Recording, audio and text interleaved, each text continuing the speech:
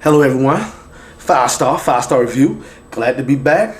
You know I love you, so can't stay away for too long. Now, today we're going to be talking about,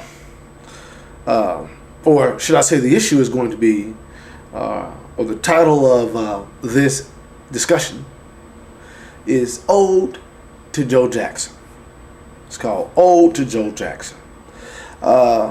And it's obvious because of the death of recently of Michael Jackson, the greatest entertainer the world has ever produced. Michael, even in death, is a somewhat controversial figure because of his what happened in his later years. I'll explain that in a second. But you can't discuss Michael without discussing the person or people who produced Michael. And this is why I say this is called an ode to Joe Jackson, because Joe Jackson and Catherine Jackson, Katie, produced Michael. And you have to understand that Joe was born around the late 20s, 1927, 28. He's 7 or 8 years older than my mom, who's 72. And for those of us who are my age and grew up in my generation, know all too well that especially adults in that day, didn't play. If they had to tell you something twice, you got it. Okay? There's no need for me to go into exactly how you got it, because that can run the gamut. But they didn't play. You obeyed. You were seen, not heard. You knew how to act when you were in public. You knew how to address adults. And you didn't drop out of school. Why? Because they demanded obedience. They were hard on you. They were hard on you. But they were hard on you because they understood that the society was hard on you. That they understood that when you grew up and became an adult, that the society would be hard on you. So they made damn well sure that you were going to know how to act, follow orders, obey the law, and have discipline. And you all know what happened if you acted like you didn't have it. So you see, now, people would say Joe was harsh and he was hard and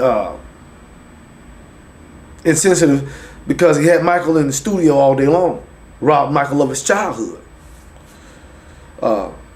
Michael talks about it in a couple of earlier interviews where he used to sit by the window and cry because he saw the other children outside playing and he had to rehearse, and after that he had to go to bed. But you see, Joe beat Michael and his brothers if he didn't practice. Whereas a lot of us, to include those children Michael looked out at the window at, got beatings for nothing. I know I got beatings for nothing. And what do they have now? Nothing. They didn't produce the greatest entertainer of all time.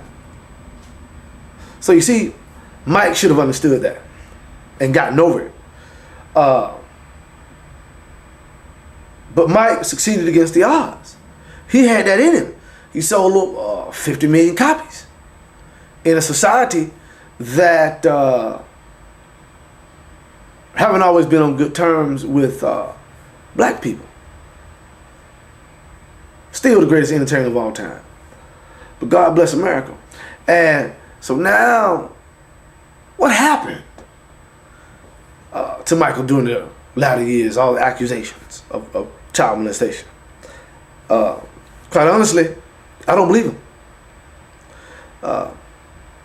In my opinion, the accusations came about as a result of certain people seeing how Michael Jackson had lived. The Jackson family is a privileged family. They're treated like royalty. I look at them as royalty. But you see, it was around the time that the public got wind of the fact that Michael Jackson bought the rights to the Beatles' music that all of these accusations came about. Huh?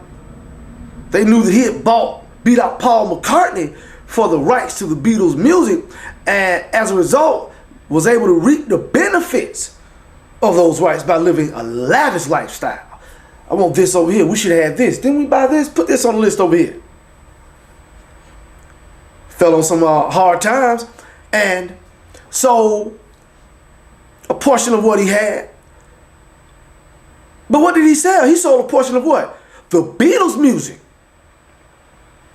He didn't sell portions of Thriller or Beat It or Billie Jean. He owns those. Just like Joe, I guarantee you, owned the rights to the Jackson 5's music. Because, see, those folk are fanatical. And so, it's okay when the Beatles and Paul McCartney and other groups who came around when the Jacksons first hit the scene, made a living off of playing black music, just like Elvis. I'm not talking about Elvis. I love Elvis, man.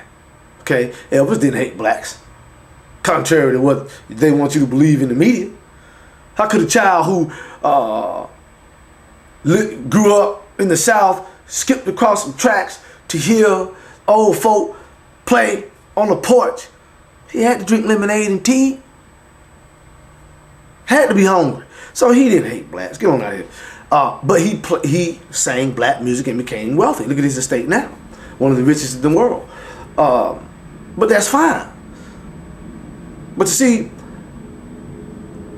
now it's a problem because Michael Jackson owns the rights to the Beatles' music.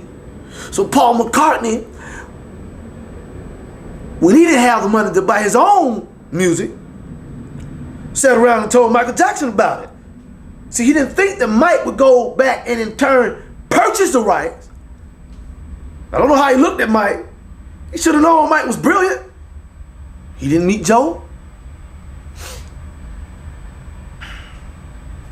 So Mike goes and he purchased the rights to the Beatles' music, worth about $500 million, more than that now.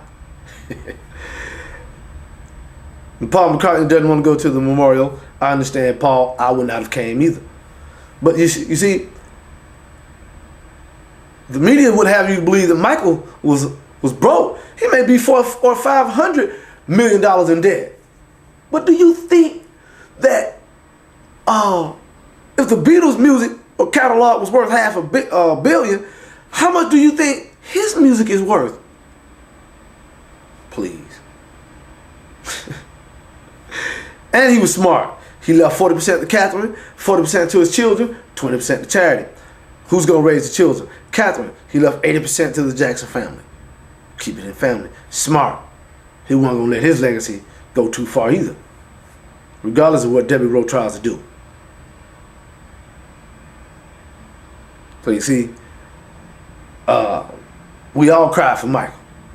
And Paris, I love Paris. She was sincere, serious. I have to watch that boy Prince though, because I'm gonna be honest. You know, I was raised by old folk, so I'm gonna tell you the truth now. You know, I didn't see Prince cry, so you know he didn't seem to me to be too upset. That just may be the how he handled the situation at that time. So I pray that I'm wrong, but we're gonna watch him anyway. So this concludes the topic of the day. And remember, 5-star review. Love yourselves. And remember, I love you more. 5-star out.